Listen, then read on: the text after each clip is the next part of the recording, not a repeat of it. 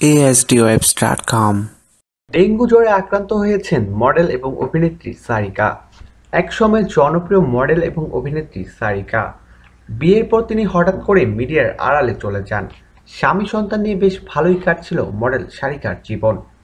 কিন্তু হঠাৎ করে সারিকা ভক্তদের জন্য এলো একটি চরম দুঃসংবাদ। জনপ্রিয় মডেল এবং অভিনেত্রী সারিকা করিম ডেঙ্গু জ্বরে আক্রান্ত হয়েছেন। নিজের ফেসবুকে একটি পোস্টের মাধ্যমে এই খবরের জানান দেন তিনি। সারিকা বর্তমানে তার নিজের বাসাতেই রয়েছেন। চিকিৎসকের পরামর্শে বিশ্রাম নিচ্ছেন তিনি। তবে দ্রুত সুস্থ হওয়ার জন্য সবার কাছে দোয়া চেয়েছেন মডেল এবং অভিনেত্রী সারিকা। 2014 সালের 12ই আগস্ট এক ঘরোয়া আয়োজনে প্রেমিক মাহিম করিমকে বিয়ে করেন সারিকা।